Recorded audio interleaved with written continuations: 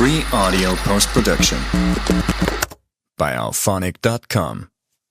In this episode of Prisoners of Rock and Roll, we're diving into 1976, that wild year where America turned 200 with fireworks, flags, and music exploding everywhere.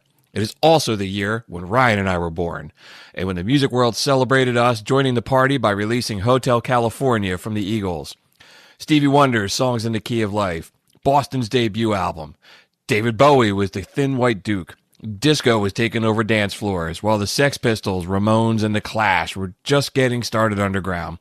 There's plenty of great stuff to listen to and debate, so let's hit it.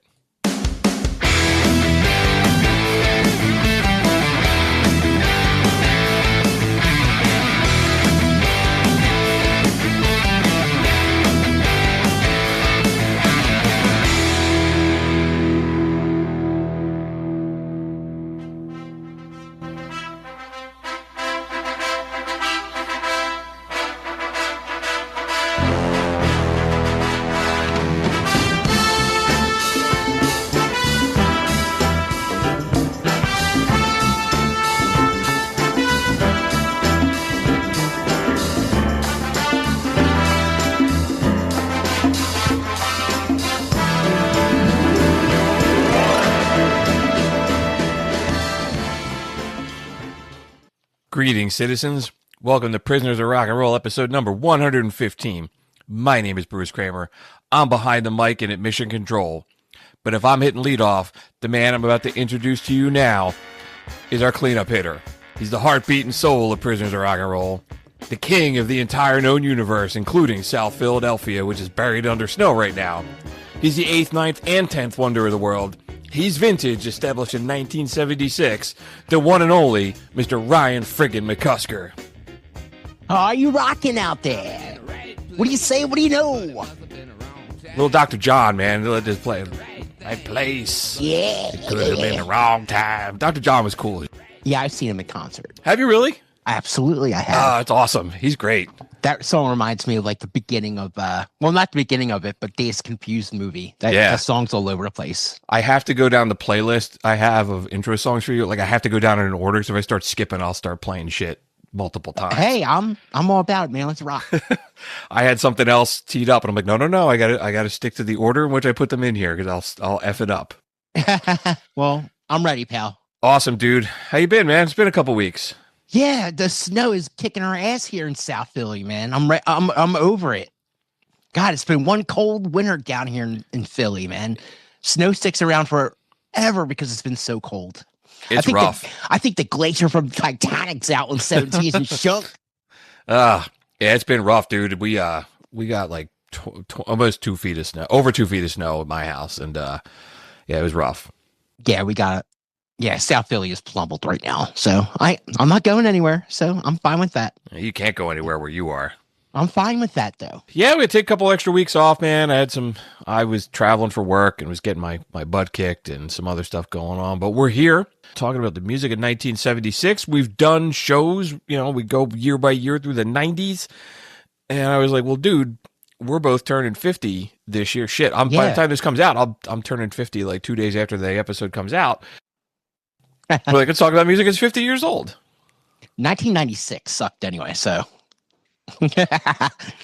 So what do we got? What do we got, dude? So this year is interesting, man, because like Elvis released That's All Right on Sun Records in 1954. So the time between then and 1976 would be like between now and 2004, which really makes me feel old. 76 was a pretty transitional year for music because there's like classic rock is still just rock and roll. Rock and roll is getting big, like literally, because it's like arena rock. Disco is starting to explode. And then 1976 was also like a super important year for punk music. Hell yeah, it was. It was like time. It was the universe opened up and said, give me a bobby pin in my nose. It's like it's all one big pendulum that swings back and forth. And this was like it swung to the right. Swung to the side, the direction of punk music, like, garage rock, and the music gets big and it goes back. Oh my God, it was a totally different. Whew. Yeah. 1976 is like year zero for punk.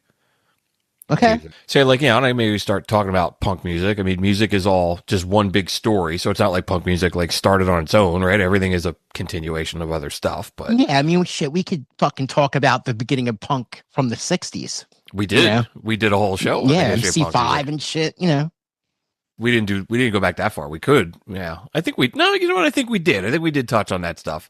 It was so long ago and our catalog is so big that I can't keep track. But, by 1976, like CBGB is already open. The Sex Pistols were already around. Punk music is still largely underground though, but that's about to change. So a couple big things I put on here. Maybe we could play some of the songs. So like the Ramones' first album came out. Great. The Damned released their first song. The Sex Pistols released Anarchy in the UK. Blondie's first album came out, and The Clash formed and started playing gigs. All of those bands are really important in music and punk music. Dude, I have to say that first Ramones album's up there with Pet Sounds being the greatest album of rock and roll in America.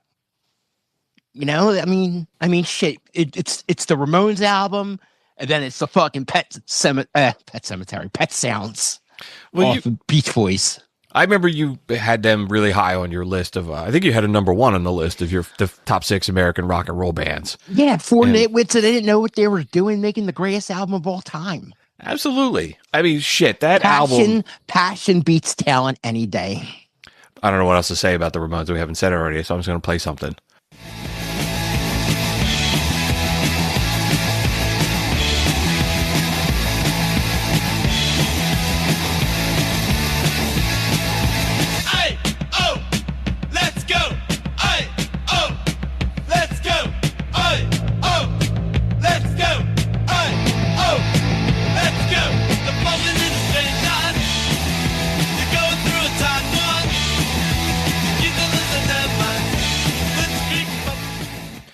I fucking love the drums on that. I think Tommy, their drummer, has one fucking cymbal. It's just the same sound over and over again. But it's so like, and we say that a lot that like, they didn't know how to play their instruments and they didn't really care. But that's what's beautiful about it. Right. But it's still like, that's fun to listen to. It's still great music to listen to. It's not like you gave a monkey a upside down bucket to bang on as a drum. It's like, it is still musical. I think you got to be some kind of idiot savant to play punk rock perfectly, dude. I get it. I mean, they were like, and it's not like they weren't shitty musicians because I mean, their music did have like that throwback kind of. They touched on like totally like a doo-wop kind of. Yeah, absolutely. I should have played "I Want to Sniff Some Glue" because I was out effing with my snowblower all day today, and I smelled sniffing glue. I smell like gasoline from wrestling with the stupid thing, and I'm like, oh, I'm having a non-alcoholic beer, but I'm getting high on gasoline fumes from sitting here. It reminds me of fucking Better Off Dead. The guy, it's like, there's snow, it's pure snow all around us, man. My left side of the brain is frozen. I was messing with my snowblower. It started. I ran for about 20 minutes. And it stopped, and I pulled on it to start it again, and the string broke. I went like falling into the snow with the string in my hand, which my neighbor will find in the springs. I think I threw it in their yard. I was said, like, well, that's the end of this shit. I'm going back inside.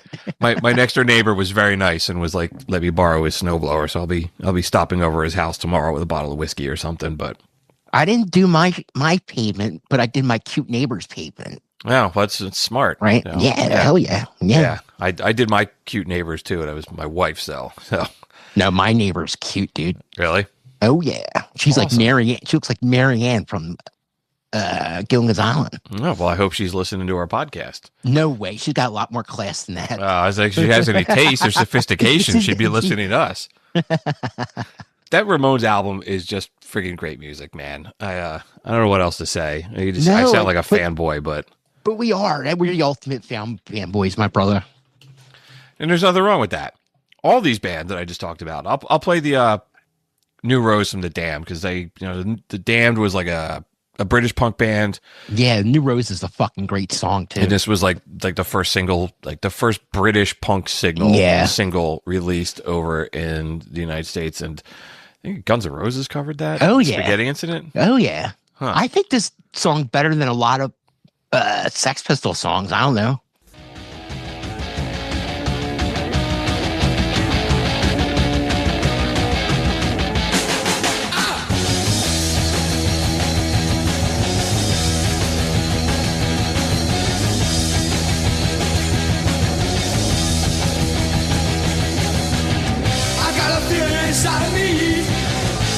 strange like a stormy sea.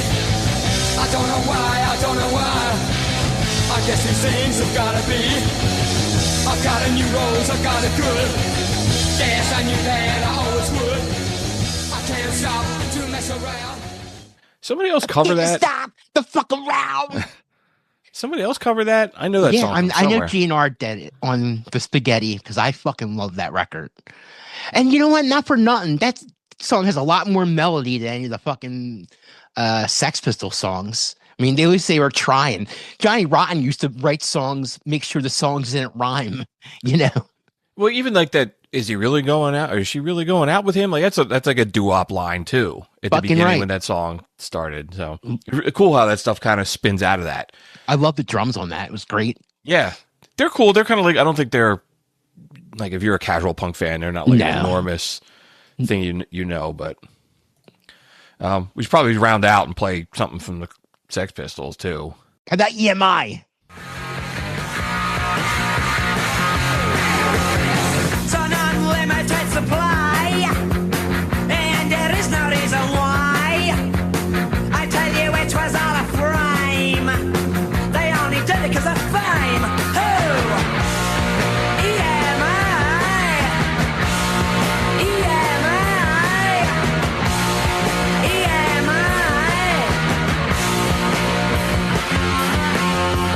Too many people have the sauce. Also awesome. Yeah. Oh my God, dude. How do we get so far away from that?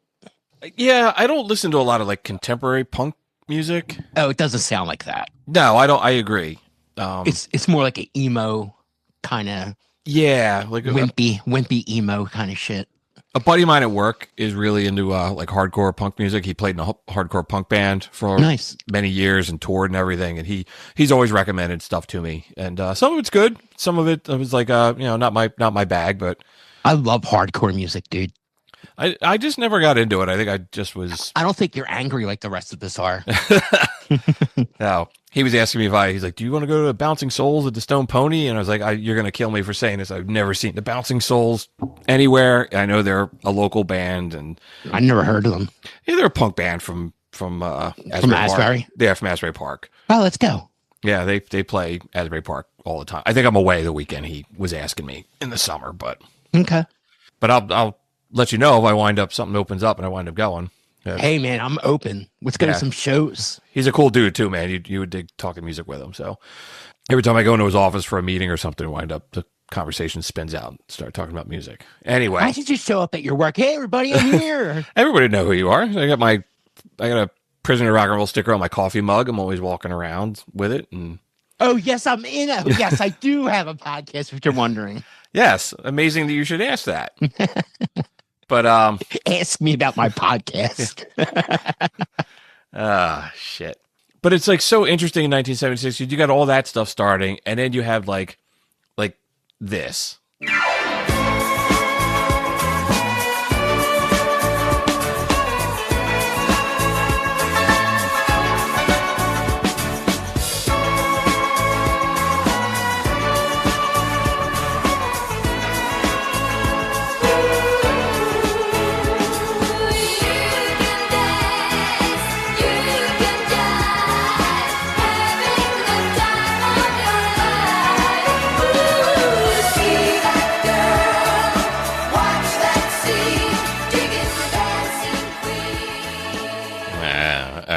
Dude, we should remember we did Stones or Beatles show? Yeah. We should do Bee Gees or ABBA. Okay. Who's like the worst? Actually, no, the Bee Gees are the shit, man. Yeah, the Bee Gees, excuse me, the Bee Gees were really talented. Some of their... ABBA, what the fuck do we know? They're on Skansen, Sweden, dude. What the fuck do we know? We're just two morons with a microphone sitting in 30 feet of snow right now. But then there's like... somewhere in some club, 30 hot girls fucking dancing to this song, and we're like, yeah, this song sucks. That song has almost 2 billion plays on Spotify. Of course it does. Fucking Mamma Mia, dude. I never seen it, but what the fuck. That's like peak 70s pop music. But I love what the production we just heard of that big sound to what the Ramones were doing. it just shows you what they want it to really sound like, because the opportunity to sound big was, but they were like, no, we want to sound like trash. That's what I find so interesting about this year, because there is the general trend of music is it's getting really, really big. Like arena rock is becoming a thing, and that shit. But then it's also getting really stripped down and going back to the beginning with punk music, like at the same time, at the same year. It's cool. Definitely, dude. Trying to think some other. I'm looking through here some other like just like big sounding kind of things. Like here's another big sounding song.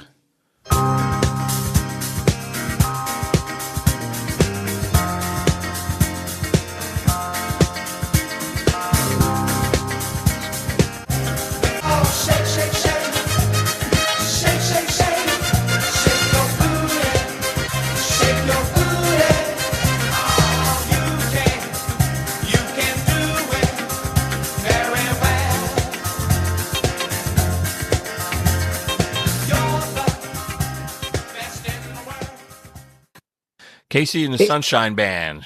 Yeah, I mean, I like what was the Boogeyman?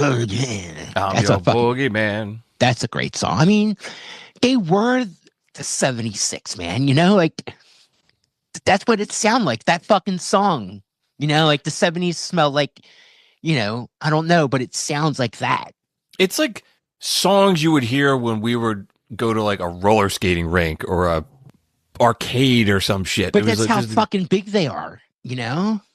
But then we grew up singing these songs made in commercials and shit, you know? Especially like that song was probably in a Sunkist commercial or some shit. Sure. Here's another big song.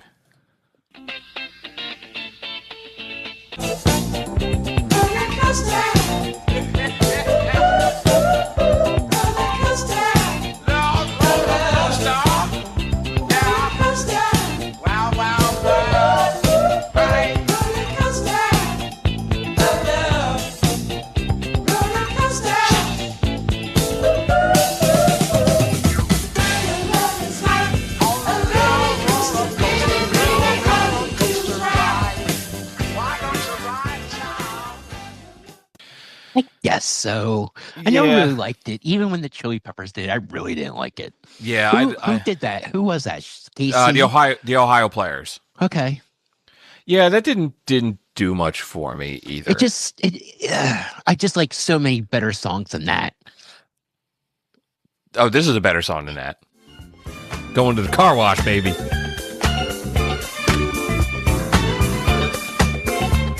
Great movie.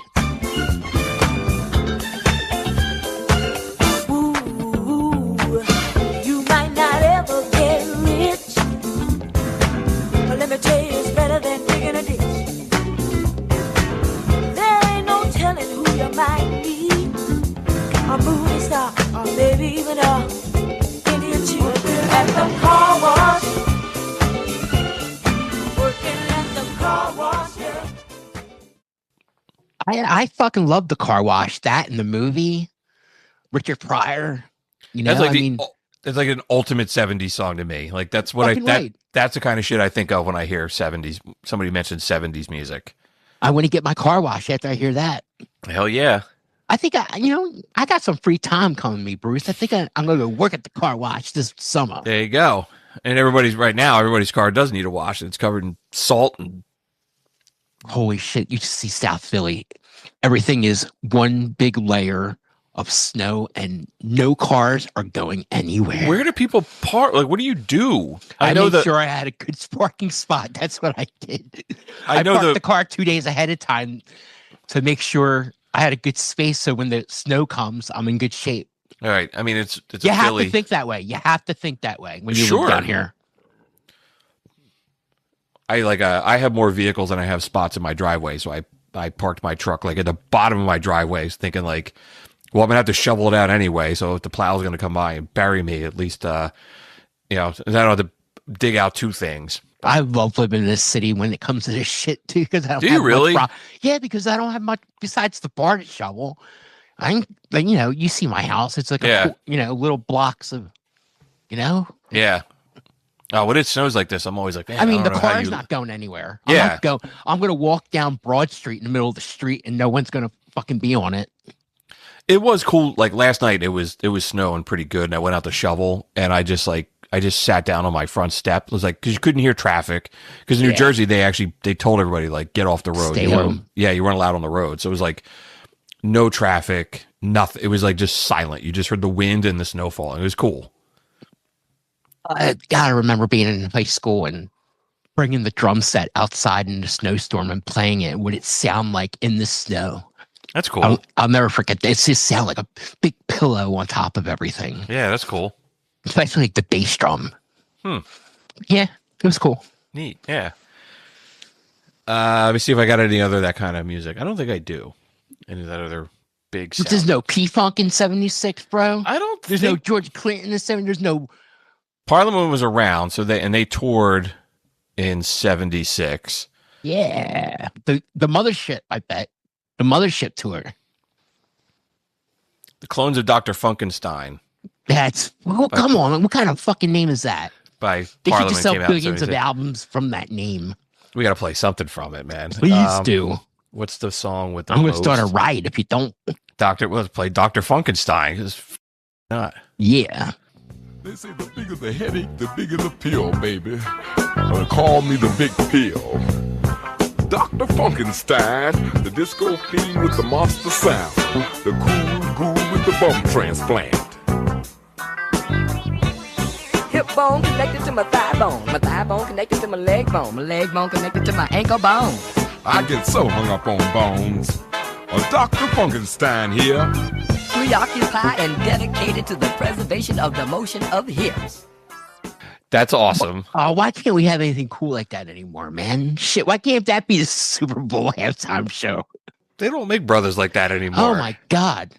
Dude, I smoke a lot of pot, but I don't know what they're doing, but they're on a different funk level. Like, I don't even know how to think that way. That musicianship is just on another level, yeah. man, with those guys. Absolutely. I don't even know how to make that kind of music. Or maybe I could sit in and they could teach me, but I don't know how that shit works, man. I'm not funky. There's stuff I hear from that, and I'm still like, I don't know how they make some of those sounds. I know. I feel the same way. But that's like such a signature sound of funk music. And they're like, when you think funk music, like they're the top. God bless St. George.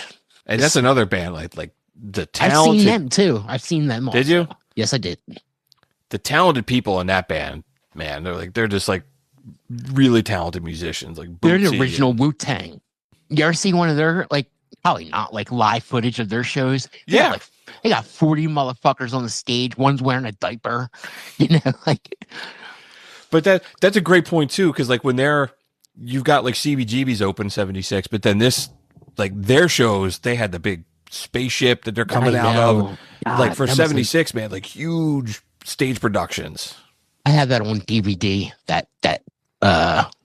run or whatever it was, that year they did that show at the spaceship With landing. the spaceship and everything. Yeah.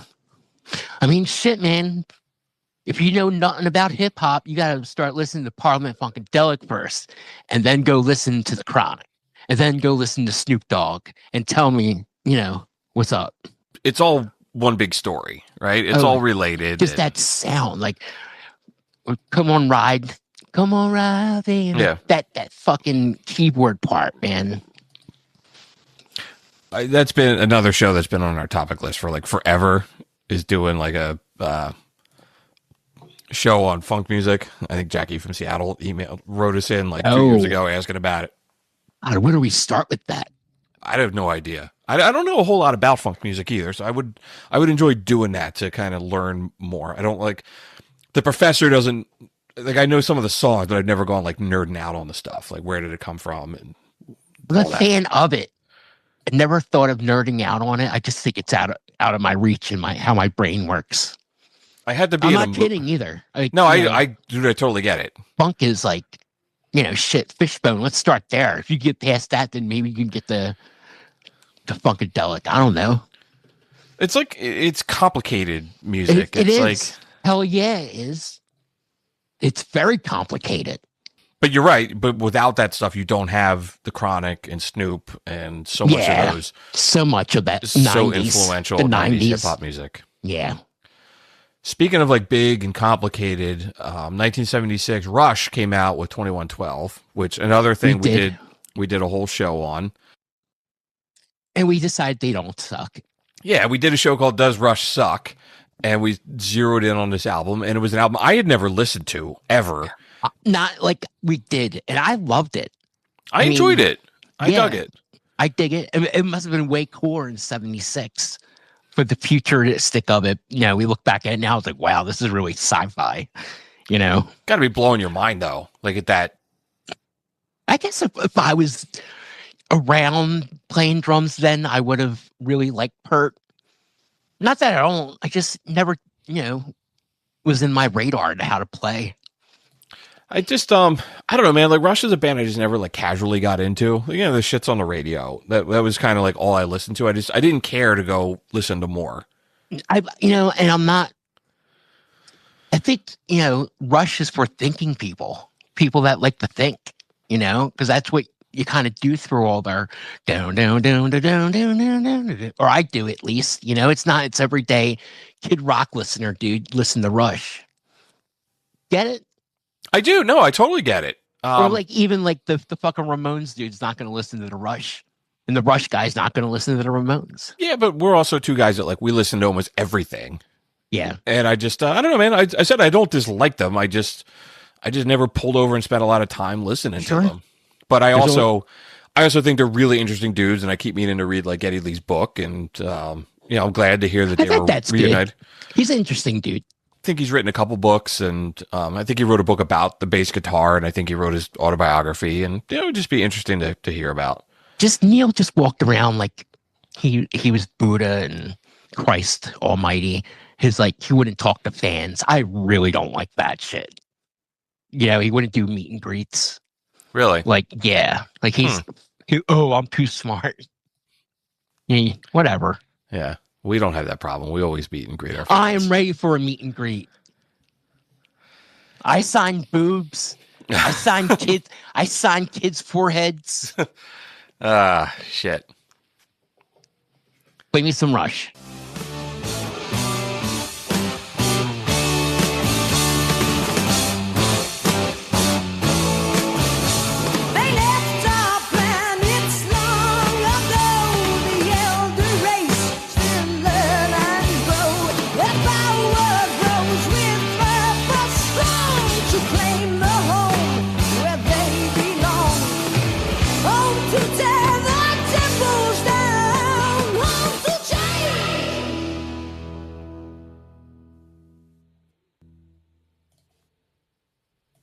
Okay, it just ended. What a different level that was, man. Like, especially at the times, nobody was doing shit like that. I mean, Yes was out and Genesis was out, but you know, these guys were a little different. Well, like what I said in the opening too, at the beginning of the show, like you're only 24 years from Elvis and Roy Orbison, all that Sun Records stuff. That's big crazy. Change, Holy right? That's shit. Like how quickly. I mean, and you've already gone through like Motown and the Beatles have come and gone. It's like how much shit changed in music in just 25 years. It's pretty crazy. The machine was bigger then too. People were releasing a lot more records a year. You know, I agree. Yeah. Like Kiss would put out an album every year and a half. Right. Yeah. You know? I always go back to like Creedence put out like all those albums in like five. Like Creedence was only around for like 5 years. They put out like 9 albums or something crazy. Well, look at the Beatles. You know, exactly. Right. The Beatles were only around for like 9 years. And look at the enormous catalog. Yeah, God. And then meanwhile, I'm like, I'm getting all happy hearing there's a new Social Distortion album, and it's been like 20 something years since they put out an album or something like that. We should have a listening party. We should. They're supposed to have another some music coming out this year, so we'll see. Looking forward to it. Yeah, going back a little bit to the like funk and rhythm and blues and stuff. The biggest album that probably in that category that came out in this year was "Songs in the Key of Life" by Stevie Wonder. Oh yeah, great record. Huge. He was on a run, man, where it was like you said, people releasing things every year. Like he released, like, I define his discography. He was like the golden child in the 70s. He was just every like 6 months he puts something out. Right. But It was that's like what kind of machine he is, you know? Signed, Sealed, and Delivered came out in 70.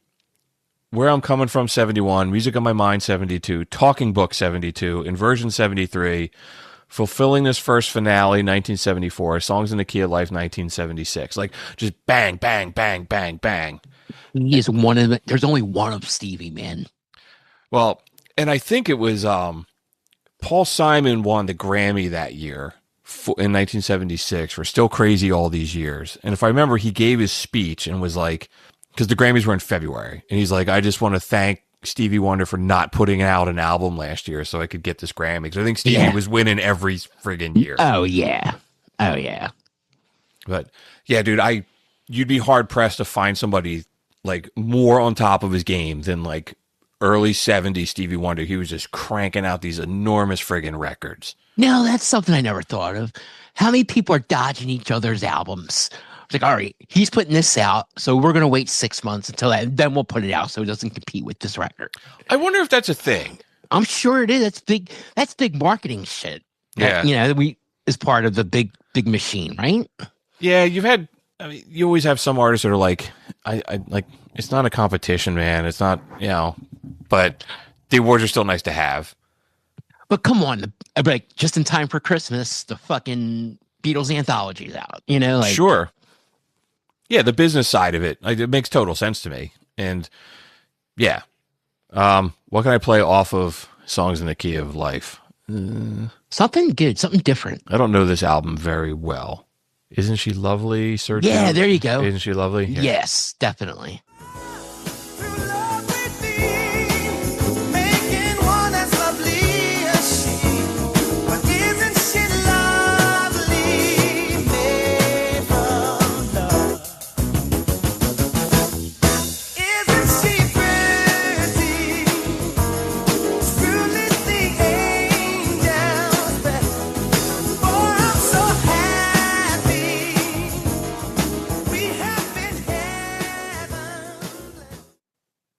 Dude, can you now just think about it? You're in the recording studio with him, and he's like, all right, I got a new idea. Listen to what I got right here. And he fucking belts that out. What do? Like, you go turn around and like, motherfucker. Like, how does he do that? Come on, that song is hooky as shit, man, right from the beginning. All his stuff was hooky as shit. I mean, to be in the room when he like created it and be the first person to hear it and just like look at each other like, holy shit. I got an idea, and he just drops it on you. And like, that's not an idea. That's a fucking prophecy, brother. Yeah. He did a song not too long ago with Gary Clark Jr. I'll have to check that out. I'm looking. I love Gary Clark. Yeah.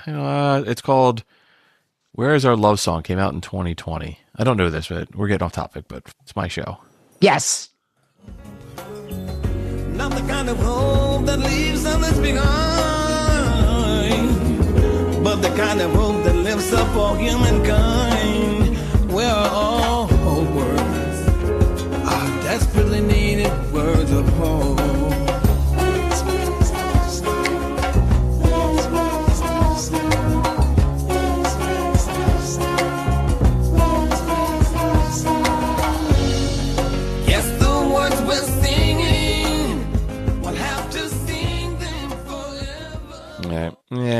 Yeah. Let me skip that. Yeah. But, like, I never knew how goofy the man was until the We Are the World documentary.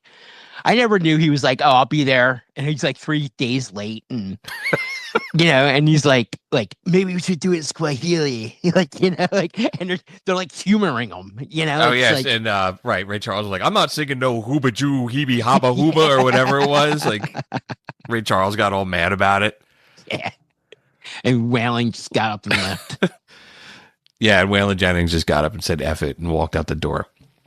But yeah, Stevie Wonder is great. That last song we just played wasn't that great, but as much as I like Stevie Wonder and I love Gary Clark Jr. Even the 80s Stevie Wonder was great. Come on, I Just Called. Yeah. Fuck, he was great. I just remember like being in grade school and hearing his songs, Sure. Yeah, and that's another good point because he had a career that, I mean, he's still around, but I mean, he was at his peak for like He was little 30 Stevie years. Wonder. Right. He came up opened for through- the Rolling Stones. My cousin was there. He saw them open up for the Stones. He said he comes out at the end of the show with Mick Jagger, and they're doing Jumpin' Jack Flash, and they start doing Jumpin' Jacks, and motherfucker almost falls off the stage. It's because he can't see. yeah. True story. It's true.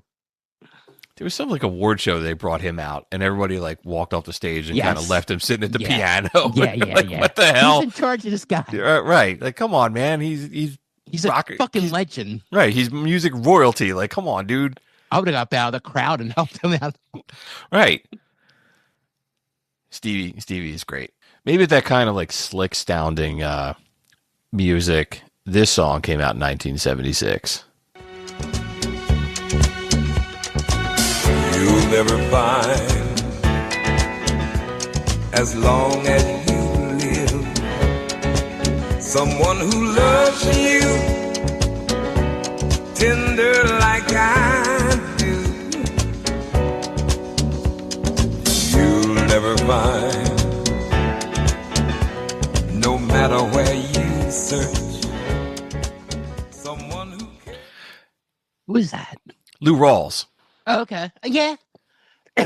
he was a big recording artist back then. That guy's voice, man, that is flawless. That guy- he was all over the place when we were kids.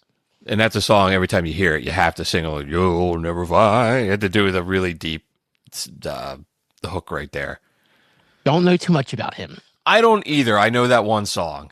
but it was huge. It was.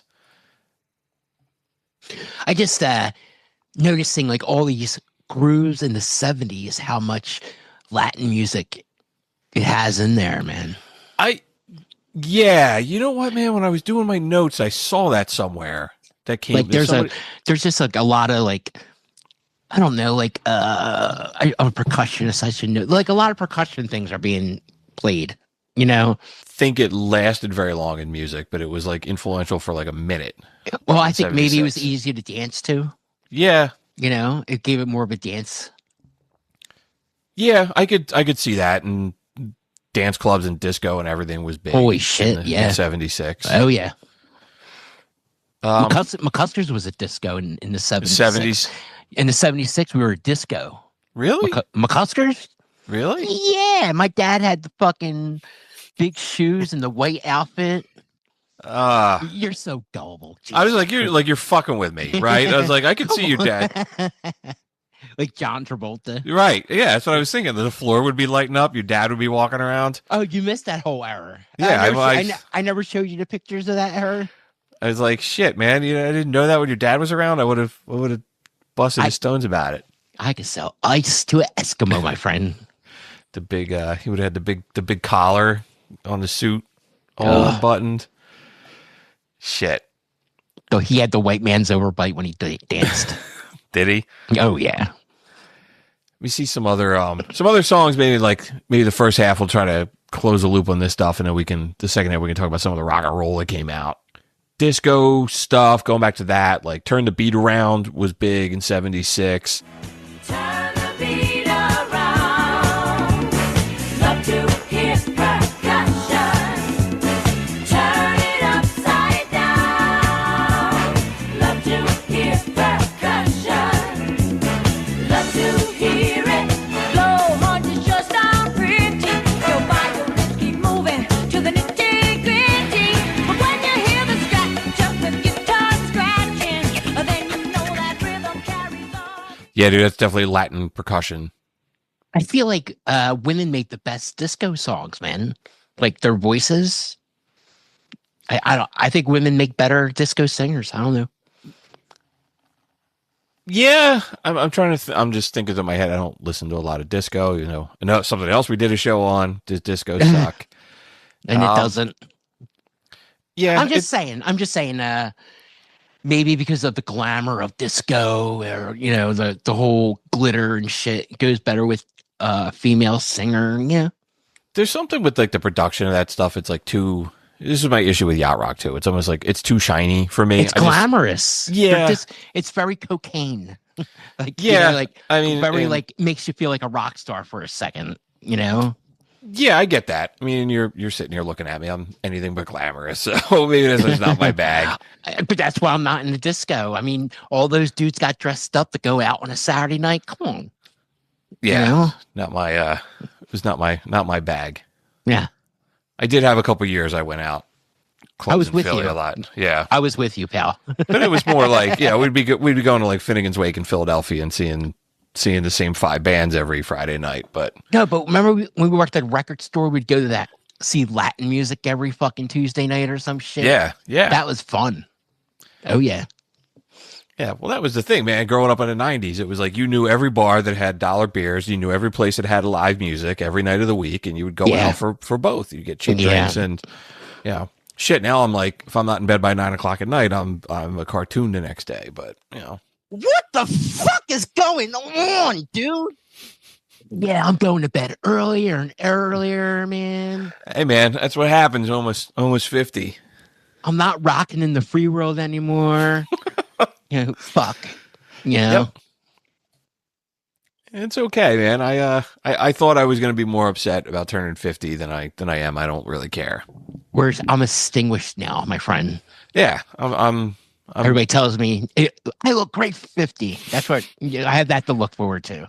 I was on a meeting for somebody at work, and the woman I work with, she was like, your beard is she's like, you have a good winter stripe in your beard. I was like, it's called gray hair. Like, there's no Thanks for being, you're dashing, Bruce. Right, thanks. Right, yeah, the silver fox over here.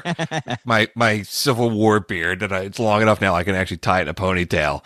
The big gray streak through it. I was like, no, that's getting to work with all of you people every day contributes to my gray hair. But anyway, shit, I'll start getting my AA or P cards in the mail and looking forward to that. And cool. Right on. It's all good. I think there's a 15 over softball league by my neighborhood. I could play in that and be the young kid. And, I'm just going to keep playing the drums, dude. You should. I got a new band. Yeah, man, you were saying that. I'm really glad you're doing that. Yeah. You know what? It's actually funny. We were in Gettysburg 2 weeks ago, my wife and I, and we were just spending the weekend, and there's a store that sells old, like, relics from Civil War and stuff, and they'll do research on, like, museums and shit. And there was a dude in there talking, and he worked at a store, but he was like, yeah, last episode of our podcast, we did ask a Gettysburg tour guide and blah, blah, blah. And I knew who he was just from hearing his voice. I'm like, I listened to his show. And I was like, I wanted to turn around and be like, hey, man, I'm a podcaster too. Did that happen at the party at one time? We were sitting there talking, and the guy was like, hey, you're on the podcast. Yeah, yeah. My wife loves that when those moments happen. No, it did happen. We were at I know the it bar. did. I know. I remember. I didn't introduce you to someone. Yeah. And they're like, oh, dude, you're the guy from the podcast from your annoying voice. Yeah. My wife loves those moments when we run into people that are fans of You're ours. like, see? Yeah. People do give a shit of what we have to say. All right. Let me get back on topic here. Here's this song by the Four Seasons, December 63, Oh What a Night. That came out in 1976. I was kind of surprised. Crazy. Yeah. Maybe that song had like a resurgence, like when we graduated high school. It did. It was like I think they dance made a remix. Yeah. But here's the OG. This is a good song. It is. But I was never gonna be the same. What a lady, what a night. Oh, I got a funny feeling when she walked in the room. Hey, my, as I recall it ended much too soon.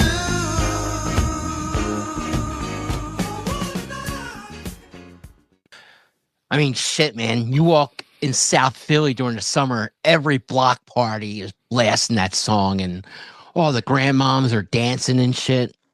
That's kind of what I was saying. Like, these are a lot of songs you hear at, like I said, roller skating parties. A block party, that's another one. A big Philly God, tradition. Yeah. You would hear that song everywhere. That song like, you hear at every wedding. It's like an anthem of South Philly. It is. It's interesting because it's the Four Seasons, but Frankie Valli isn't singing he sings the hook, but he's not singing the actual, like, the verses. That's like watching, I've seen the play in Broadway. It's like, yeah, they got a bunch of other songs without Frankie Vallis in there that was big, like "I love you, baby." That's not Frankie Valli. That's the other dude. It's really sad. Like he's touring now, or he was touring last year, and there's like all these videos of him on YouTube. Like he's like lip syncing, and he looks it almost looks abusive. That whoever's behind that is like it's abusive. Well, you never. Maybe that's the thing. It's keeping him alive, dude. I don't know. It might be it, man, for the kind of poppy shit that I have on here that's worth playing. There's no Elton John on there with that fucking chick. There is. I was thinking he would be more. Well, I guess he falls in there and not rock and roll. But yeah, sure. Let's talk about that last. "Don't Go Breaking My Heart" came out in 1976. Awful song. Didn't he do a version of RuPaul of this? Did he? I think so. I don't know. You might have just found our electric chair song then. Let's play this, and I'll look for that. I could have made that up. I don't know. It's the duet in your dreams. Baby, you're not that kind. Don't go breaking my heart. You take the weight off of me. Oh, honey, when you knock on my door. Ooh, I gave you my key. Ooh, nobody knows it. When I was down, I was your clown. He could do anything, Elton. Elton could sing anything, dude. I'm not the biggest fan of his. I know we did a whole show on Elton John and Billy Joel. Yeah. I don't know, man. Something about him is hard for me to get into. I understand. He just has a lot of different faces like Bowie does. That's what I like about him. And he did cover. It's a fucking good pull from you. Remembering that. I don't know why you're thinking of that, but he did. Elton John did that duets album in '93, and the duet with RuPaul is on there. And that's where Holy shit, I was right. That's where the "Don't Let the Sun Go Down on Me" with George Michael was on that. The live version was on that duets album. But I was right. RuPaul's on there. You were. Holy shit! Why do I know these things? There's some weird duets on here, man. PM Dawn, Katie Lang, Don Henley, Little Richard. PM Dawn was the best. PM Dawn was cool. They were cool. They were like the hippie rap band. Yeah, they're right. That guy, he had all like tie-dye crap. Yep. The little glasses, the little. Yeah, that one. Shit. I can hear the song in my head. Yeah. The Memory Bliss or whatever it was. But anyway, you want to take a break? You're going to come back and we'll talk about some rock and roll? Rock and roll, baby. All right, dude. Let's do it. Stick around. Prisoners of Rock and Roll is sponsored by McCusker's Tavern at 17th and Shunk Streets in Philadelphia. There's something for everyone on the beer list and the jukebox at McCusker's. It's minutes from the sports stadiums in Philly, making it a great place to stop by for a few drinks before or after a concert or a game. Come see for yourself why everyone from Philadelphia Magazine to Playboy has called it one of the best dive bars in the city. Visit them at 17th and Shunk Streets in Philadelphia or on Facebook. That's McCusker's Tavern.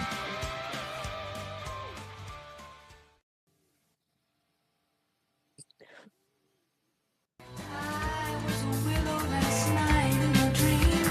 I bent down over a clear running stream, sang you the song that I heard up above, and you kept me alive with your sweet floating love. Crazy on you. Let me go crazy on you.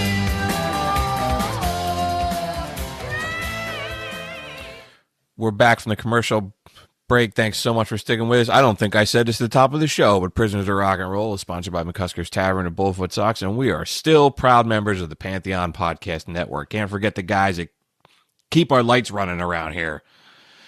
Heart, Crazy on You came out in 1976. Wow, that belted, man. They were great. They still are. I mean, they had it all back then, man. They were. I mean, they were both beautiful in the 70s, and just fucking belted out as talented. She fucking plays guitar better. they both rip it. Like Yeah. either on the guitar or the vocals, they bring Yeah. it.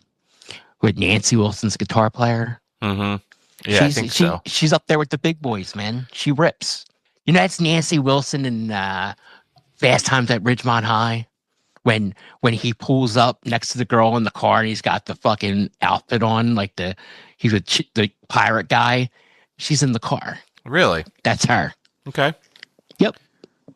Why do I know these things? I do not know. The movie, you got all kinds of random movie things in your head. Yeah, all right, so let's talk about some rock and roll that came out in 1976, man. Frampton Comes Alive came out in January. Okay, whatever. Not my bag. It is one of those staples, though, dude. They But, gave it away with all the hi-fis and Sears. You bought a hi-fi set, and you got that with it. You said, you mentioned that before. That was kind of like what That's why it propelled sold so many, dude. It's seriously. That's why everybody had it, because everybody's buying hi-fis. And that's the album that came along with that Sears. Regardless of how it got there, it still is one of the best-selling live albums of all time, and made Frampton into a huge star. And I don't know, man. It's like accessible rock and roll. It's like kind of soft rock kind of shit. He's never. But it's like it was like the rock and roll your parents could get into in the 70s. Yeah, it's like it's very safe. It's safe, yes. Him and James Taylor and some of that other crap that came out. Oh, James Taylor sucks. Yeah, I'd get me started on James Taylor. I was already mad enough at my snowblower today. I don't need to get all wound up again. But if Frampton's a dude, like really talented musician. I've seen him. Just not my bag. Yeah, we saw him together. Oh yeah, that's he right. was at that REO Speedwagon Foreigner Peter Frampton tour we went to. We had beers with REO Speedwagon. I remember. Yeah. Well, here's a little "Do You Feel Like We Do" from Frampton.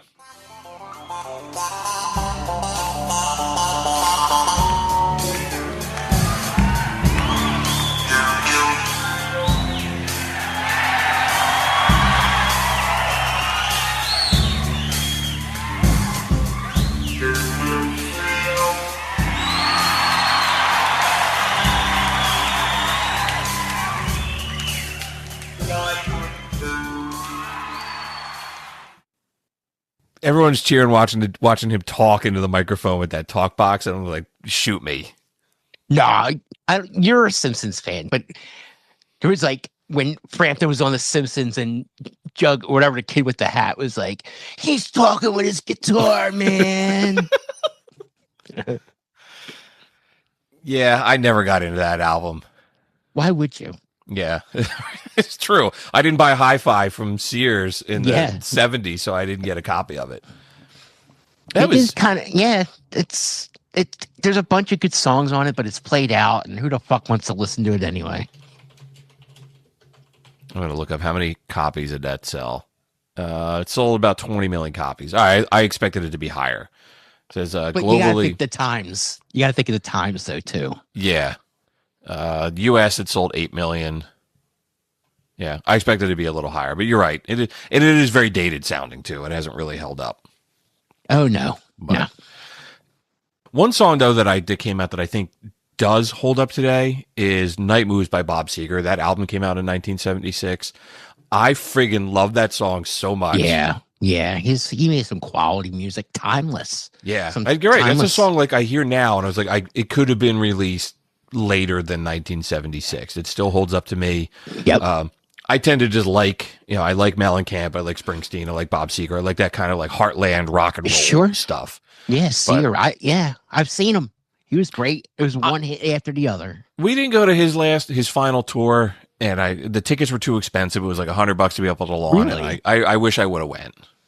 I took my dad, so I always have that. Good memory. We were getting our share, working on our night moves, trying to lose the awkward teenage blues, working on our night moves. And it was summertime.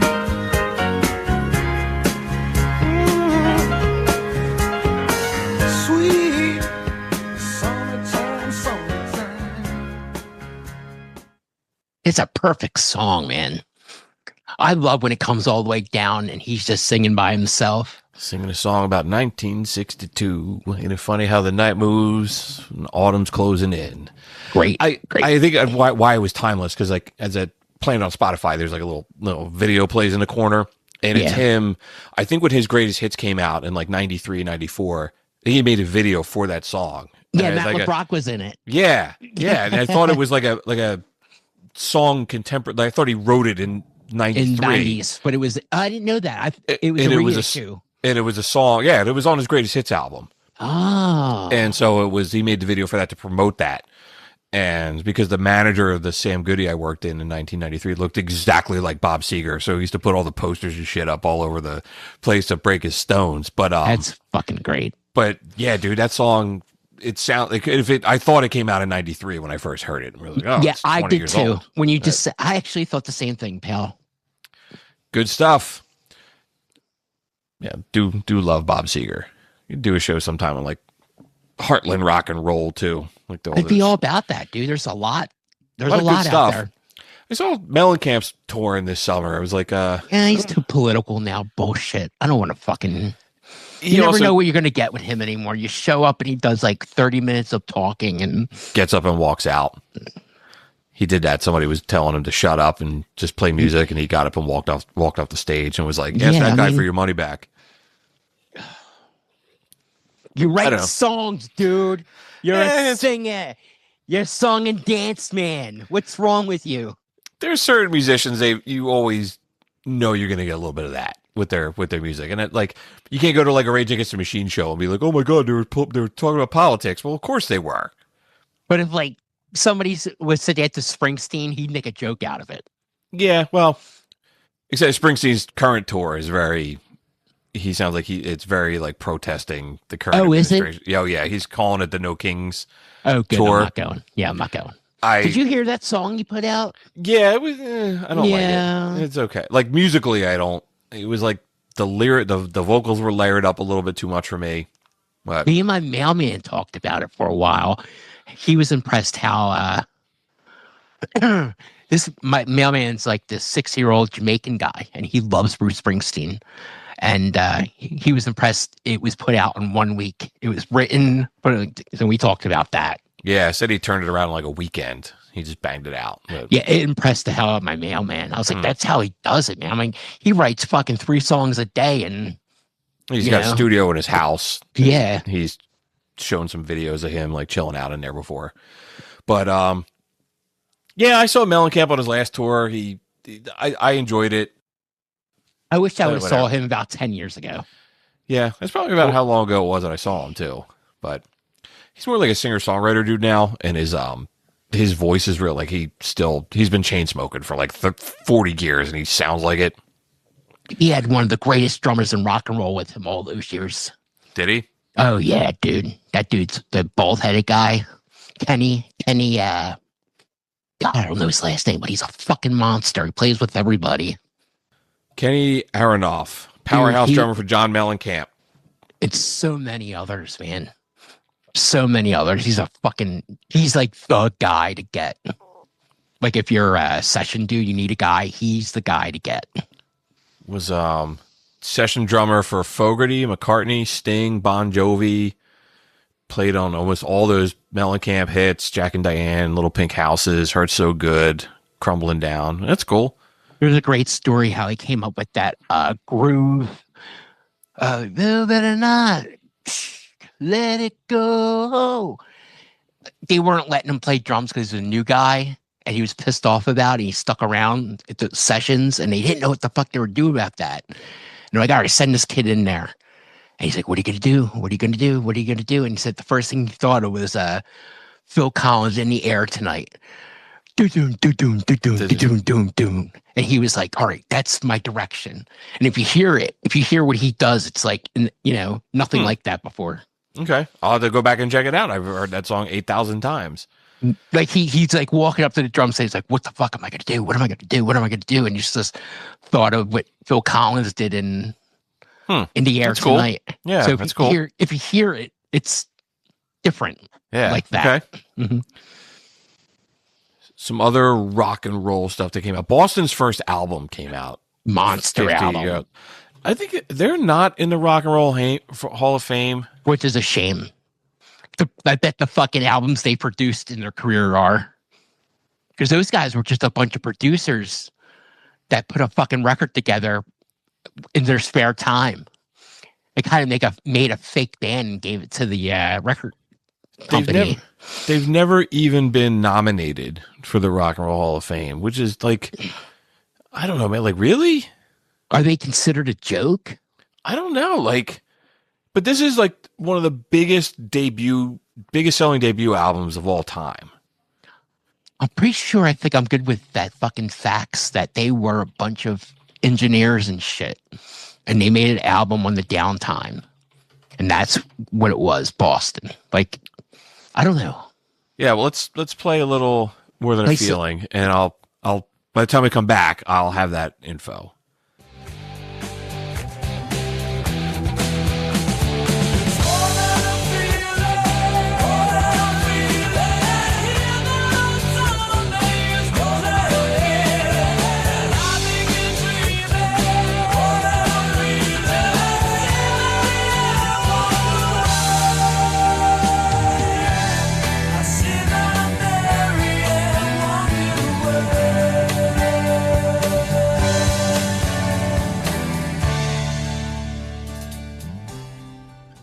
You are correct, sir. So Tom Scholes has a engineering degree from MIT, and he was like a product designer for Polaroid, and he designed all of his own like recording gear and a lot of like his own amps and some other kind of stuff.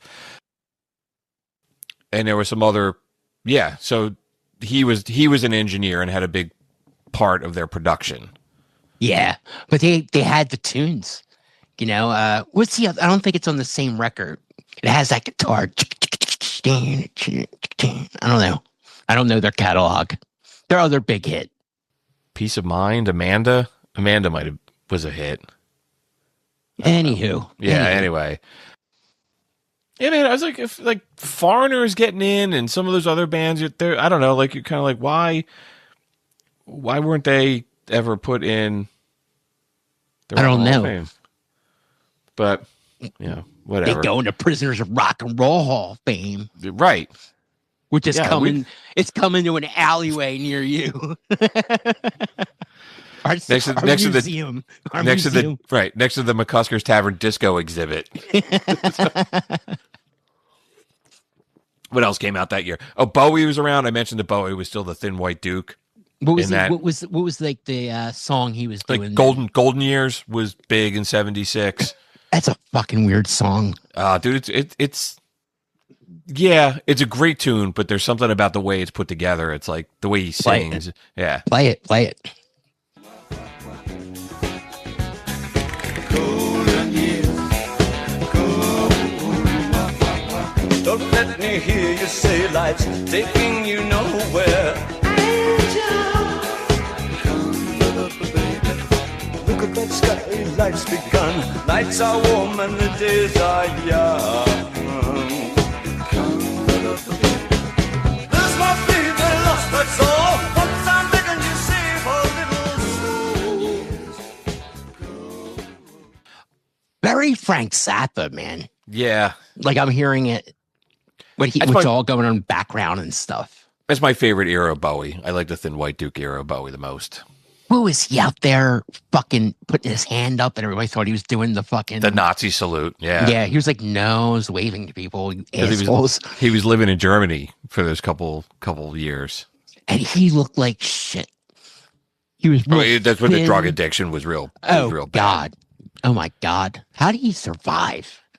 Any of those dudes. It's funny, like, because when he went to like when he wasn't wearing the makeup and everything, like he was a good looking dude. He was very British looking. Oh yeah, and, dude. You know, he was married to that model. Ahmad. Yeah, Ahmad, whatever her name was. Yeah, she was beautiful. But he was a weird dude, but I don't think he was a weird dude. I just think he was above one's sexuality, dude. If that makes any sense. He was just weird. Yeah, weird is probably the wrong word. He was eccentric. He just Exactly. he did his own thing. He I think he made a lot of people feel that they could be themselves and it was okay to be different and eccentric. Maybe he was like kind of asexual. I don't know. Yeah, he was. Or yeah, I get that. I mean, he had he made the mullet when in the 70s when he was Ziggy. Mhm. And like it was like the most popular haircut in the world at the time was that mullet that he wore. Boys, girls had it. And he was relevant up until he died, and he was constantly. I mean, you make a big deal about like Lady Gaga always reinventing herself, Madonna reinventing herself. Like Bowie Bowie was always reinventing himself, reinventing his sound to stay relevant, and he managed to do that. And like he managed to ride that wave of like what was relevant for 50 years. What a great show, dude! I wish you were with me for that show. Man, he was himself. He was himself out there, and he just fucking played everything, even under pressure. I was just listening to that last album, Black Star, again a couple weeks ago, and I was like, it's still great. It's a great album. This is the perfect weather to listen to it. Yeah, sure. I would think any weather is perfect to listen to Bowie, but No, that album, The Dark Star, no, man. It's like the last song. It's like the last album he put out when he was dying. yeah, it was like it came out like right after he died, or he died like 2 days later or something. The day after he died, it came out. Some shit like that. Yeah. I'm going to go outside in the snow and listen to that record. You go back and listen to the episode of the podcast we did about David Bowie. God bless him. He was he gave the world something special. Definitely. A lot of great music. A way to think. I don't know. Mm-hmm. No, I get it. Hotel California came out in 1976. That might be one of the biggest songs that came out in 1976. Oh, God. It's one of the big songs in rock and roll catalog. I think the Eagles have better songs than that, but that's, Yeah, but it's a poser song, dude. What do you mean? It's a poser song. Everybody likes it. Like, Okay. Other guys are playing, play Take It Easy. I don't know. So play Hotel California. It's like up there, like, play Freebird. Everybody except the Big Lebowski. He hates the fucking Eagles, man. Oh. This is the second conversation today I'm having about the dude. About Lebowski? I want my friends to come over and watch it on my TV. The Big Lebowski. Yeah. We'll play a little Hotel California.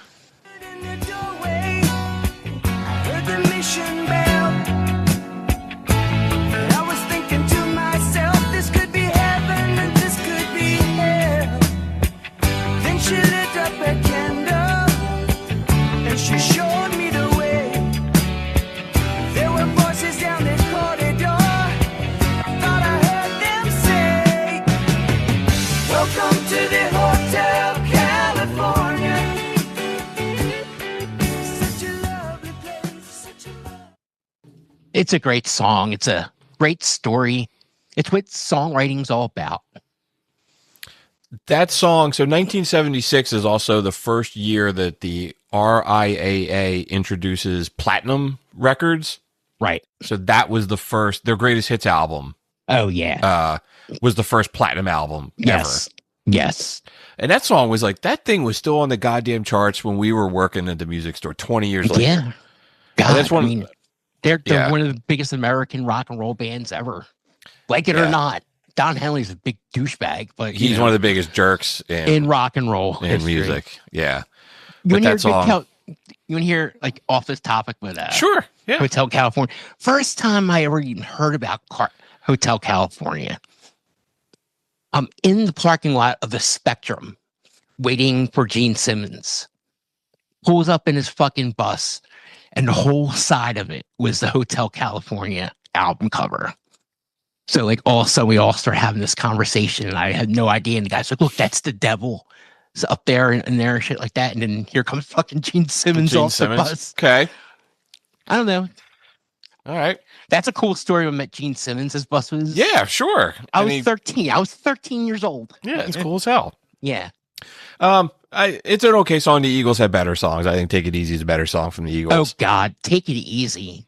some of the greatest songwriting ever in that second verse. Standing on the corner. Yeah. Winslow, Arizona. That's the greatest fucking. Oh my God. That's American songwriting right up there with Fogerty. Not Fogerty. This Land Is Your Land, dude. Pete Seeger. Yeah. Yeah. I also always put them. I know they're called like country rock or whatever that they were one of the first bands, but to me, it's very Americana, American. It definitely is sounding kind of Too bad stuff. Don Henley's in the group. Yeah. But And he sucks as a drummer. I don't want to get off topic on Don Henley, but what else came It's out? the age of the That's what I was gonna say. I liked that solo album he came out with, but Save the Rainforest. his thing was Walden The CD Woods, box. Remember like- the long the long boxes. He had the bad hair, kind of like He had a piss. He was like, no more long boxes. Steve Miller Band. Fly Like an Eagle came out in 1976. Is another band that had like, oh, I know that song. Oh, I know that song. I know that Oh, song. yeah. Just like a ton of them. And he's like a regular dude. Yeah, I love when he went to the Rock and Roll Hall of Fame. He's like, well, I wish I could have brought my wife with me, but I couldn't afford to bring her. Yep. Yeah, he's been very critical of them. Here's a little Rockin' Me from Steve Miller Band. Well, I've been looking real hard and I'm trying to find a job, but it just keeps getting tougher every day. But I got to do my part, 'cause I know in my heart I got to please my sweet baby, yeah. Well, I ain't superstitious and I don't get suspicious, but my woman is a friend of mine, and I know that it's true that I like to take your money and run. It's a good song. Yeah. But he's kind of generic, right? Yeah, he doesn't do anything like flashy. He just like a solid. I don't know. It's a good point. He's like I don't know. He's a solid like B+ with his music. Just But a lot of he's- hits. Yeah, he is what you're supposed to be without any fucking glamour or glitter. You know, like Buddy Holly just wrote good songs. You It's know, probably why, like, as I was playing, I was thinking how many times I've heard a cover band play that song in like a bar somewhere, and maybe that's why. Everywhere. Like, he just writes those Everywhere. songs that are just like it's just a solid pop rock song. Fly Like an Eagle. Yeah, That's a different kind of sound too. That song, that's got like a bigger. It's a little more experimental. definitely. Take the Money, Run, Joker, Abracadabra stinks. God, Jet Airliner, Swingtown. Yeah, he did a lot of hits. holy shit! I played Swingtown. I used to play that in a band. I was trying to remember what I played. That song is fucking hard as shit to play. Play Swingtown. To give me the first couple measures of it. Yeah, either send you into like a trauma. Yes.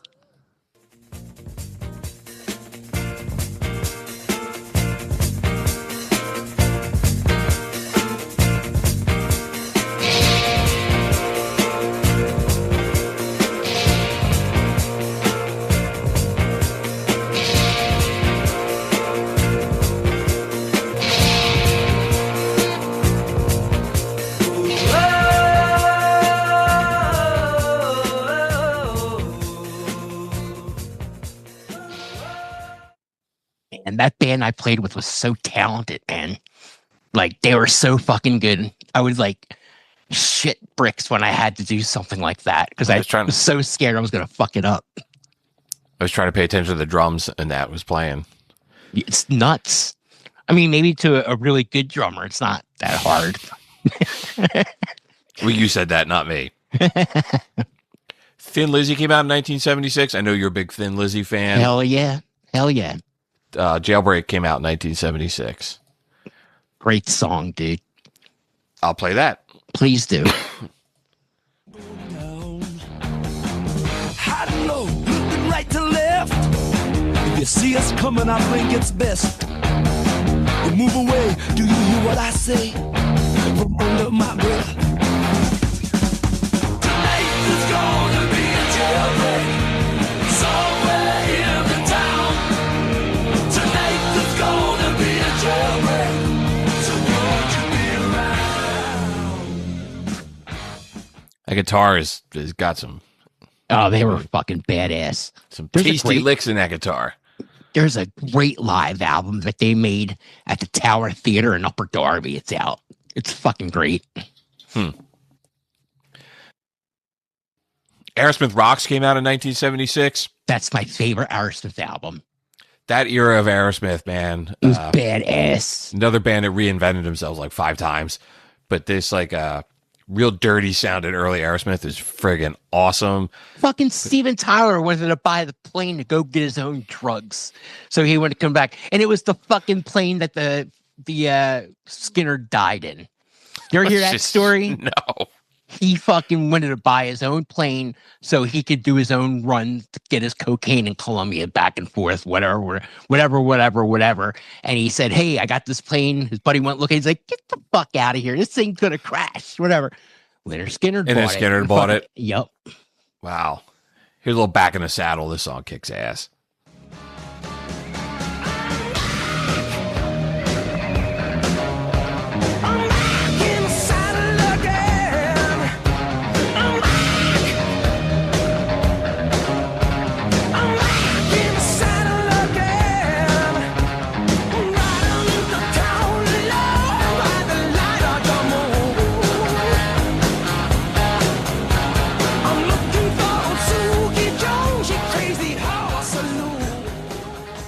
I could let that whole thing play. It's such a great shit. That record is like Appetite for Destruction. You need a shower after you listen to it. It's so fucking dirty. It is sleazy rock and roll. That's the stuff I love, man. I don't like all that polished stuff. That's my jam right there. They were bad boys of Boston for a reason. Sure. You know. Got a couple other before we wrap. Tom Petty is on the scene 1976. Breakdown came out. Great song, great record, great. Miss St. Petty. Yeah, American Girl came out. That was on that album, but I'll play a little Breakdown. It's alright if you don't. I'm not afraid of you running away, honey. I get the feeling you won't. There is no sense in pretending. Your eyes give you away. Something inside you is feeling like I do. It's something the way he's singing in that too, like the effect on his voice. Like he's trying to sound Italian. I don't think he's trying to do anything. I just think he sounds like Petty. I mean, shit, his voice is so original with that. Even the first couple things out of his mouth, how he pronounces it, how he, I don't know. He is very like my wife doesn't like him because she said he sounds very monotone in how he sings. He does. I mean, but like I think that Florida Southern gave him something to his sound, Sure, yeah. That like drawl, a little drawl. A little bit, little touch of I don't know what the hell I would call it, like swamp rock or some shit like that. Whatever, yeah, dude. Yeah. Whatever the marketing nerds would call it. Yeah. That's us. That's right. Hey, that's what I do during the day. The Runaways came out in 1976. Cherry Bomb. Lita Ford gets no love. Lita gets no love whatsoever. She does in my house. No, but everybody's like, oh, Joan Jett and whatever the fuck her name was, the singer. Yeah. But Lita was a monster, man. She's still around, dude. She tours way more than Heartbreakers or the Blackhearts do. She just showed up on my feed being somewhere around. She's here. Always out there. Yeah. She's playing every night somewhere. And she looks great. Here's a little Cherry Bomb.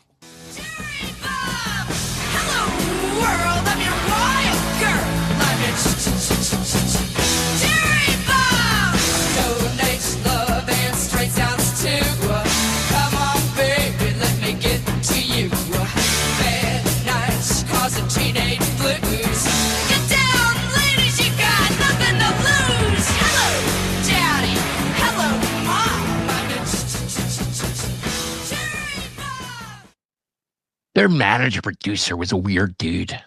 He was a scumbag. He's shitbag of the week, that dude. I forget his name. Kim Feely, I think his name is. I think we gave him shitbag of the week there's recently. There's so many stories about him. That Yeah. the girl, like the drummer of the Runaways, comes out and says, like, he made them all sit there watch, like, have sex with some girl or shit like that, and he was real like worse to them. Like, who knows what he did to them? You know, we were talking about them on something. One of our recent shows, we were talking about him, but in the Runaways. But yeah, he's a total scumbag. Yeah, not a very nice person. But Leah, remember how cool she was? She would wear those boots, like the 70s go-go boot kind of. I know. I'm a big fan of hers. She was so cute. Yeah, it says she still looks great. Yeah. I think maybe I'll close out with one more song, and that is one of the biggest rock and roll songs of all time. So Queen came out with Night of the Opera in 1976. Wow. And Bohemian Rhapsody was on that album. So I wonder if that was like a hit, like when it came out, or was it something that got big when it came back out at Wayne's World? Let's find out. I didn't go into. Yes, it was. It hit number 9 in 1976. It spent in the UK. It spent 9 weeks at number 1. I believe that, and so it was a top 10 hit in America. But it did chart higher, and it went to number 2 in the 90s when it was in Wayne's World. Yes, because that was like, I mean, everybody knows that the video, them singing in the car. That's the first time I ever heard Queen. The guy passed out in between them, like, yeah. A little Dom DeLuise's kid. Is that who that is? Yeah. Is it? Why do I know this shit? You're on fire with the music stuff today. Movies and shit, yeah. Just skip ahead, because I see a little silhouette of a man. Scaramouche, will you do the fandango? Thunderbolts and lightning, very, very frightening me. Galileo, Figaro. Magnifico! I'm just a poor boy, nobody loves me. He's just a poor boy from a poor family, sparing his life from this monstrosity. What a weird vocabulary he uses in this fucking song. All kinds of weird. Like, where the fuck he come up with any of that shit? The whole song is weird. I mean, it also is a perfect Queen. Like, the guitar solo is very Brian May. The 8,000 layers of lyrics is very Queen. It's the perfect Queen song. Yeah. Shit. But how different it was when it came back in the 90s, too. You know? It's not a conventional song, and it's 5.5 minutes long, and it's weird, and it does a lot of different, it goes in a lot of different places musically. I'm sure it opened doors to a lot of kids with their ears opening, hearing all that shit. When that came out, I went out and bought like the Best of Queen. As did I. Queen's Greatest Hits. There was a blue one and a purple one, and I got really into Queen when I was in high school. Yeah, I had the blue one. I listened to it all the time, and I love Innuendo. That was a great record. Yeah, dude. I didn't think that though. So like, he died in 91, or Innuendo came out in 91, I think. It was out, and then he died. Yeah, so then did Bohemian Rhapsody get big after he was dead? Yes. Okay, yeah, so I do have my time right. It was like he died, boom, Wayne's World. And it just made it huge. Yeah. No. It was like perfect timing if there was such a... The resurgence of Queen. It was like right after he died, like a week after he died. It was like, boom, Wayne's World time. Yeah. All right, I am remembering that properly. So I think that's the music in 1976, man. A lot of stuff going on, a lot of cool stuff, some stuff that little head scratcher, but I'm sure we could have listened to a lot of bad songs, but we didn't do that. Yeah, I agree. All right, let's go on to the back end of the show here. I've got some music news. I got some second thoughts. So we had a review of the show sent on, I forget which one of the podcast platforms it was posted. It said, the coolest record store hang you've ever had. If you're tired of dry, overproduced music documentaries and want something that feels like hanging out at a dive bar with two friends who know everything about music, Prisoners of Rock and Roll is your new favorite podcast. Bruce and Ryan aren't just reading Wikipedia pages. They have real gritty conversations about the industry, the legends, and the songs that deserve to be sentenced to death in their electric chair. They're not pretentious, they're blunt, and they know what they're talking about. Do yourself a favor and skip right to their Sun Records episode. It's basically the quote-unquote cool teacher version of the podcast. It takes you right to the birth of rock and roll in Memphis, but tells the story with some energy that you won't get in a textbook. You'll probably wind up binge listening their takes on everything from 90s one-hit wonders to Led Zeppelin. Enjoy listening if you actually give a damn about music. So whoever left that for us, there's no names on reviews and shit. That was awesome. Buy that guy a beer. I love being called the cool teacher. That made me very happy. I've never been cool anything. You're always cool. Get out of here. That's what my mom said. You're Right. the coolest kid in school, right? Right. And we heard from our friend Cameron up in Buffalo. And he said, hey, Bruce and Ryan, first off, my sincerest condolences to Ryan on the passing of his mother. 2026 will be a better year. My heart goes out to you and your family. A couple quick comments about your last episode. This was a couple episodes ago. He said, Bob Dylan. Bob Dylan is a great songwriter, but a horrible singer. Almost any of his songs that have been covered are better than the original. 7 and 7. 7 and 7 is, it's a song that's been covered a decent number of times, but most people don't know it. I only know the Alice Cooper version until recently. Good Morning Little Schoolgirl. Seems like it's been covered by almost everyone. Hello Hooray, the opening song on Alice Cooper's $1 Billion Babies, was originally recorded by Judy Collins. Keep on rocking, you two, and I'll talk to you soon, Cameron. So it was our show on covers he was writing us. Great. Cameron, thank you for your kind words, man. Life's different now that my parents are gone, and I'm trying to find my way, and I appreciate you, dude. Thank you. You really got nowhere to go but up, man, in 2026. 2025 was a rough year for you, so... I'm still here, and I'm still rocking. That's all we can do. Music news. I've got two pieces of music news. The first one was the singer for Three Doors Down. Brad Arnold, the founder, lead singer, and primary songwriter for Three Doors Down, died at age 47. No way. So, No way. Kryptonite guy? Yeah, Kryptonite guy. He had cancer. So that's a shame. May 2025, he announced on social media that he had stage 4 renal cell carcinoma, kidney cancer. Oh, that's awful. And the band was supposed to go on tour 2025, and they canceled the tour, and he passed away. So that's awful. They had a big song with Kryptonite. Wish you were Here Without You. Love Me When I'm Gone. Yeah, When I'm Gone. God, what a great fucking song that was. They were just like a solid, like, that band. Like this. You know what? I felt for those dudes. Like, they played Trump's inauguration, and they were out there fucking rocking to, like, you know, compared to Obama's inauguration. Nobody was at Trump. I was like, man, here's the moment for these dudes, like, to play this thing, you know, and have to go Like along with it. Yeah. You know, and here you are playing this biggest gig you ever fucking played for in your life, and it's for Trump. And and all the all the baggage that comes with that. Yes, too. Like all the yes. fallout and the negative shit that comes with that. They're lucky if they would have sold tickets after they did that. I saw them a couple times. Like they were always on a tour. They would be on tour with like Bush or something else. Yeah, That they worked hard. Mhm. That's a shame. Nobody should have to go through any of that cancer stuff. He's It's a awful. young guy, man. Young dude. Like that. What the hell? The guy from Dawson's Creek, James Vanderbeek, just passed away. Like cancer. That is wild.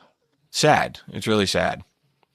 What the fuck's going on, dude? It sucks too, man. Because like when you turn 50, you start like thinking about that kind of shit too. But Well, I just know in my 50s, I'm not wasting any more of my life. you should not go around once.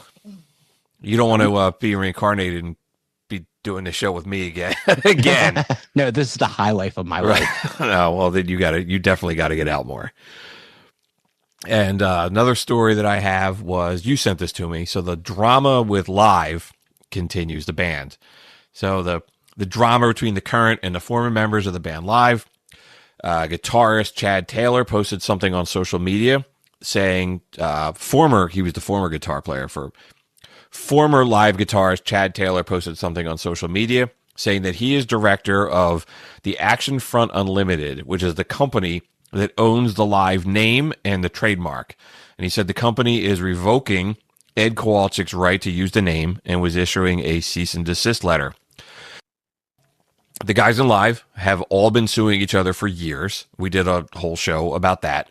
But I can't wait to sue you, Bruce. Yeah, right. He gets the Prisoners of Rock and Roll, the rights of the name. And basically, the last move in the long story was that Ed Kowalczyk removed everybody from the band, just kind of kicked him out, and is touring with a new group of musicians under the name. So apparently that's not going to happen anymore. They said, both sides said they're going to go to court about it. But money makes people do weird shit, man. Why can't he just call whatever his name's Mental Jewelry?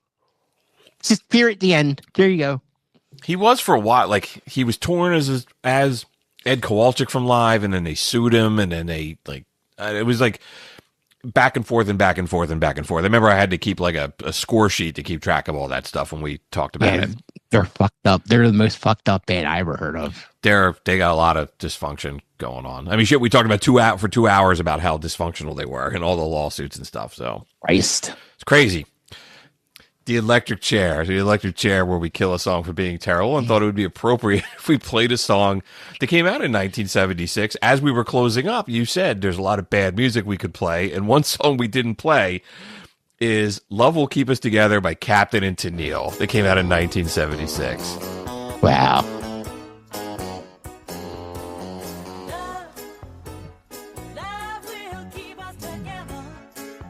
I don't understand what the double layer on her voice.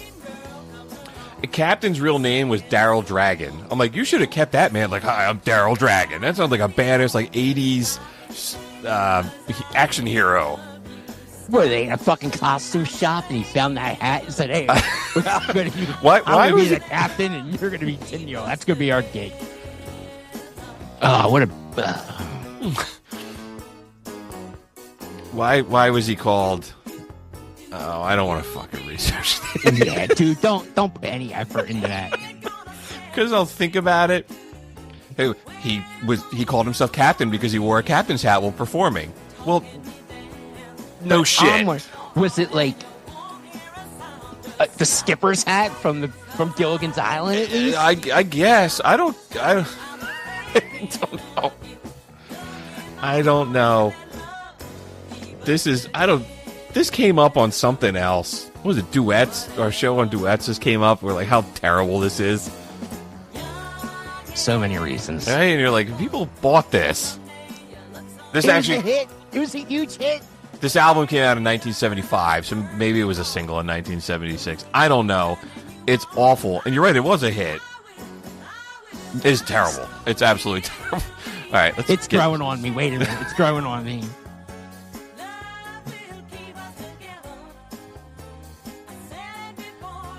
I was kidding, Bruce. Oh, it was written by Neil Sedaka. Right, Shame on him. Yeah, right. We sentence you to death.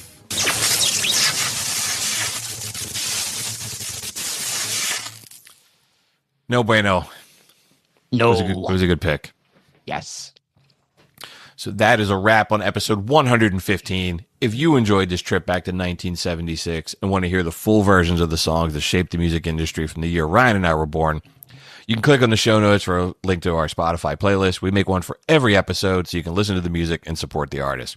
And hey, when you're done listening to the episode, follow us on your favorite podcast platform, leave us a review, tell somebody about us. If you really want to spread the word, drop us a line. We can mail you some high-quality, all-weather vinyl stickers, no purchase necessary, and we can throw in a McCusker's Tavern guitar pick.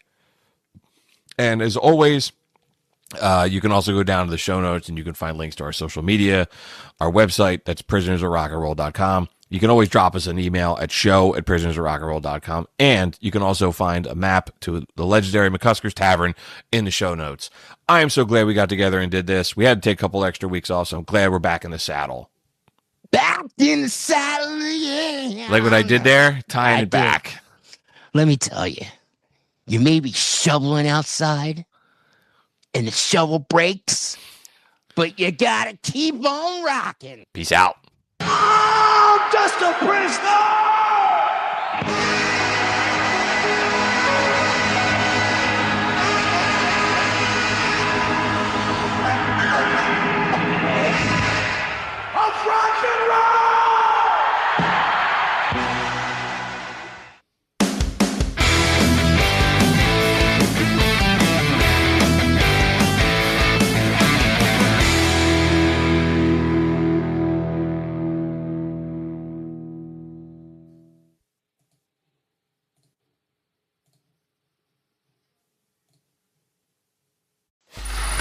Free audio post-production by alphonic.com.